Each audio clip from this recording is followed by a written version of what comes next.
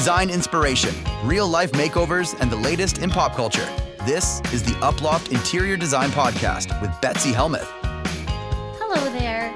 I love answering your design questions, and so many good ones have been coming in, flooding the mailbag, that I am going to immerse myself in interior design this week.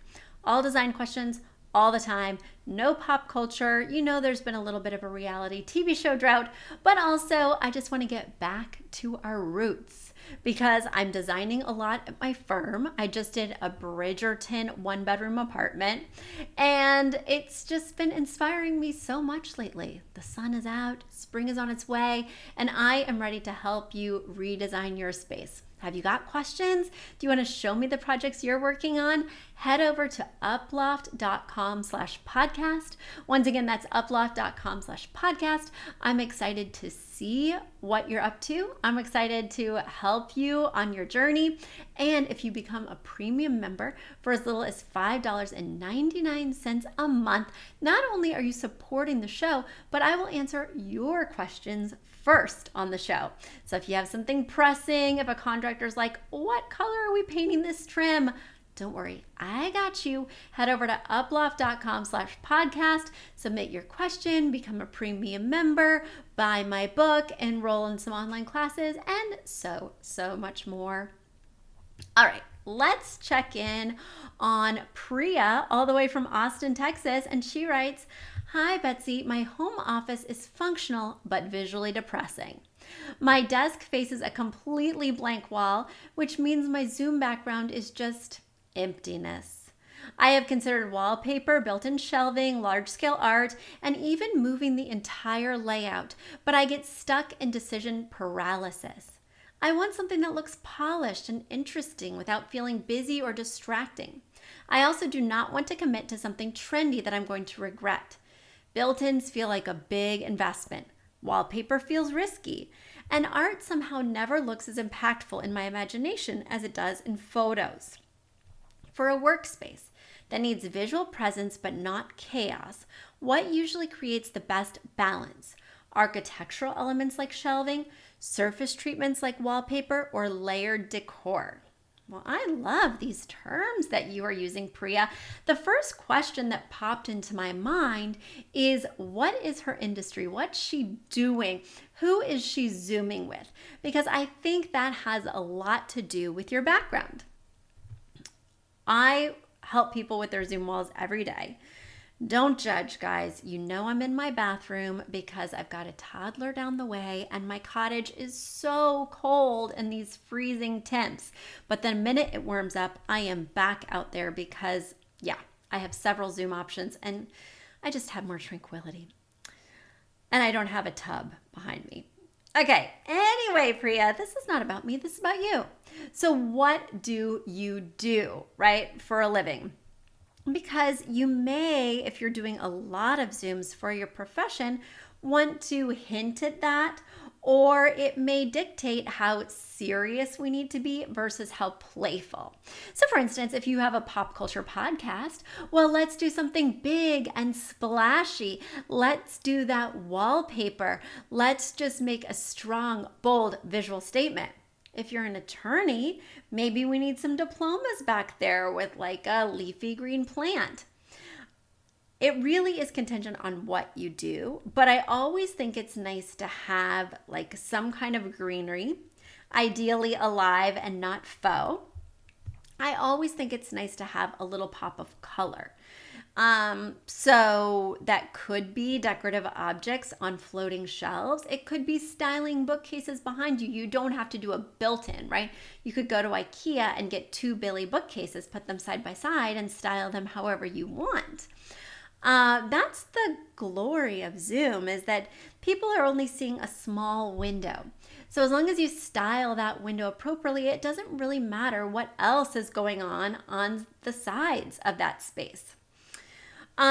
You do want to be careful with books on a bookshelf because people are going to be reading the spines. Heck, it could even be distracting for people when they're on with you.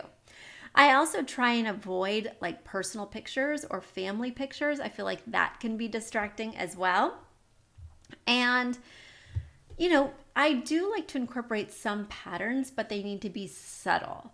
The thing about Zoom is you're always the star of your own show. You are in the middle of the screen, you are presenting or talking to someone, and so you really want to show up as the authority no matter what you're doing, and you don't want the background to be so catchy or so styled that people are looking at the minutia and not paying attention to you. Those are just a few ideas. But the other thing is, for me, Zooms are all about lighting. You want that beautiful lighting in front of you, ideally natural lighting. So you had mentioned thinking about placing your desk. Make sure that you're facing your windows. You wouldn't want your windows to be behind you if there was sun, because that sunlight will come streaming in and people won't be able to see your face. It'll be in shadow. What else is a good tip? Let's see. You want to think about what you're personally wearing. You don't want it to be a strong pattern and then have a heavily patterned wallpaper and be too jarring, or even create kind of a screen vibration with all the different colors and patterns.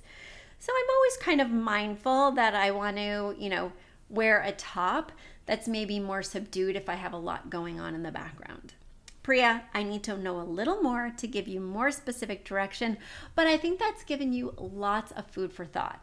It also sounds like you're a little all over the place with your ideas. So whenever I have a client who's just not exactly sure what direction they might want to go in, I say go online. Look at other people's Zoom backgrounds and see which one appeals to you. Literally just Google cool Zoom backgrounds and Google image search so that you get just a string of pictures, and maybe one will resonate with you as something that might align with your profession, but might also align with the room that you're broadcasting out of. Oh wait, I could do something like that. I have those items at my house. With Zoom, I find less is typically more. So don't feel like you have to do something crazy in order to make significant impact. Priya, I was happy to help. If you want to get more specific, if you have other questions, if you want to get started on that Zoom background and then let me know how it's going, reach out, head over to uploft.com/podcast and show me what you're working with. All right, let's scroll down because my next question comes from Caroline all the way in Tennessee. And she says, "Hi, Betsy. My dining room is one of those spaces that should feel dramatic, and yet it feels oddly underwhelming. I have a beautiful rectangular wood table and upholstered chairs, yet the room is lacking that wow factor. I suspect lighting is the culprit. I'm debating between choosing one large chandelier or two smaller pendants. A single fixture feels classic and bold, but two pendants feel architectural. I can't visualize which would elevate the space versus making it feel fragmented. In rooms like this, how do you decide between one dominant lighting statement versus multiple smaller ones?" Easy question. Caroline just threw me a softball. I've got you. First things first, I very rarely above a dining table put multiple fixtures. Usually it's just one fixture. Now it could have multiple arms, right? It could certainly have multiple bulbs. But in terms of two fixtures or three fixtures, for me that's something I'd be more inclined to do above a kitchen island or even a peninsula. But a freestanding dining table really just calls for one chandelier. I have been seeing more like two large pendants above the table, but for me, it's a little bit of a trendy look. Also, you're going to need two junction boxes, which can be harder to actually do if you're dealing with a pre-existing space because most of them just have one box centered in the room, ideally above the table. Okay. So it's really contingent on how long your table is. For a table that's over 72 inches long, I do like something linear in terms of a chandelier. Now, linear means elongated versus round or versus like elliptical. I like that elongated shape because it emphasizes how elongated the table is, because anything over 72 is a really beautiful big table. And we also want to illuminate more of that surface area. That's why I like those linear chandeliers. But for something 72 inches and smaller, I think a regular round chandelier or even that oval shape could be really beautiful. Now, the other thing we want to think about when selecting a chandelier is texture. It's an opportunity not only to illuminate the space, but to bring a different element into the space. Now, typically, your table's going to be wood, which is what you mentioned here. And your chairs are upholstered, and they probably have wooden legs. Nothing about that is too exciting or unexpected. But we can bring in an absolutely new texture with the chandelier. So what is something we haven't used yet? We've used fabric, so I typically avoid shades on my chandeliers. Instead, I love to see glass, whether it's crystals or glass bulbs. I like to see capes. I think of it as an opportunity to bring in a texture that's unexpected in a dining area, that's hard to bring in a different way. So for instance, if my dining table was a glass top, I absolutely would not bring in a crystal chandelier or that glass element because it's redundant. That's the same texture that we see below the chandelier. If I had a marble top table, I absolutely would not want to include any stone in my chandelier because, again, I've already used that texture in proximity to the chandelier. These are all things to think about when you're selecting your light fixture, not only in a dining area, but also in other rooms of your home. When I'm selecting a table lamp, I make sure that the texture of the lamp, whether it's ceramic, glass, metal, stone, is different or contrasts with the surface of the end table that it's resting upon. That's a lot to take in, guys. Oh, wow. But I love answering your questions. Hey, it's what I do.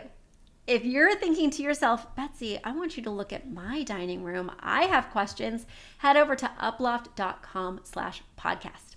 And if you can't get enough content, if you're like, Betsy, that episode was a little short, you burned through those questions and I need more, head over to our new TikTok channel. Yes, I have been TikToking for 3 months now, and I am having an absolute blast. Go over to TikTok and check out Uploft Interior Design. You'll see me at Home Goods. You'll see me in my own house. You'll see me bopping around. You'll see me holding my cat. Yes, my cat also loves to give it design advice.